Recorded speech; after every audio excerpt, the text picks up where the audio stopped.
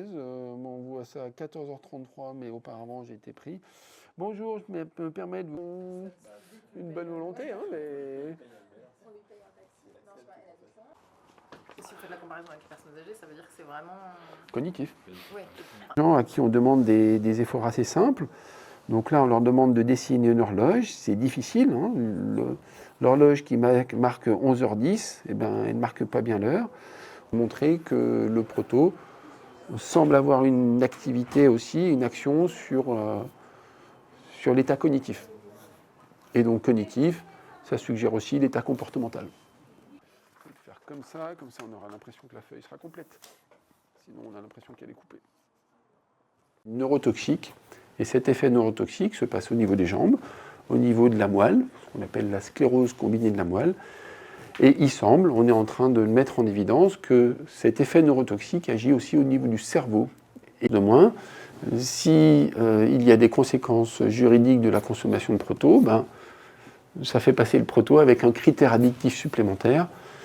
Ça peut peut-être faire aussi aider les personnes à se dire mais finalement ça crée un problème, donc ce problème peut m'inciter à rentrer en soins.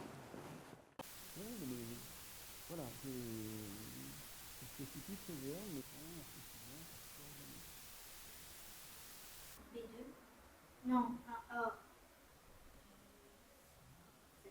N. A, B, C, D, E, N. G.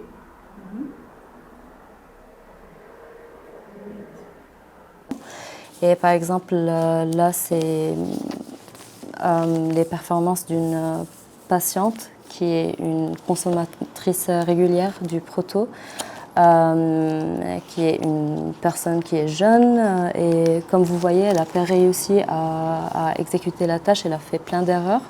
Ça démontre un défaut au niveau de la flexibilité mentale, c'est-à-dire que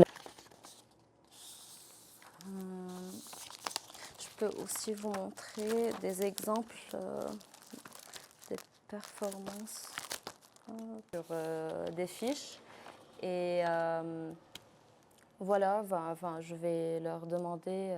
C'est des jeunes qui, par rapport à leur âge, ils ne fonctionnent pas normalement. Ils présentent des troubles de mémoire, d'attention, une lenteur au niveau de la vitesse de traitement. C'est des personnes qui ont des troubles à inhiber des comportements automatiques un peu. Après,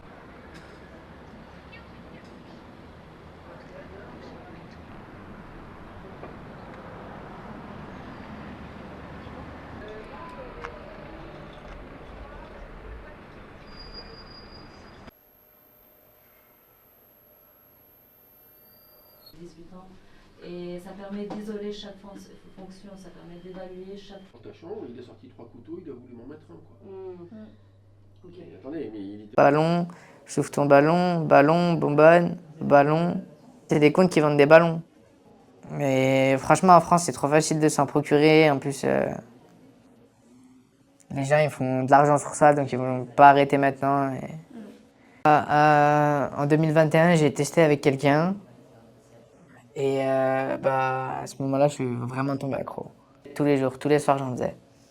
Après 2-3 ans de consommation, j'ai commencé à me dire qu'il fallait que j'aille me faire consulter par rapport aux séquelles. Et du coup, de moi-même, je suis allé. Au début, j'ai pris rendez-vous avec un addictologue, parce que je savais que c'était devenu une addiction, en fait. Et on a des faiblesses musculaires, c'est-à-dire qu'on devient plus faible, clairement. Et ouais, même au niveau des jambes, on commence à moins les sentir, même la marche, la perte d'équilibre. Et c'est pas drôle, quoi. C'est vraiment... Au début, c'est drôle d'en faire et tout, mais tu détruis ta vie en faisant ça. C'est de retrouver une vie normale, de plus être défoncé H24, quoi, d'être pas net, d'avoir les neurones congelés.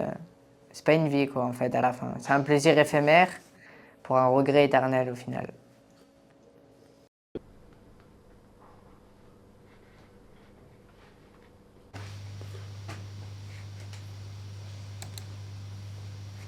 On semble aller dans le sens d'un TDAH.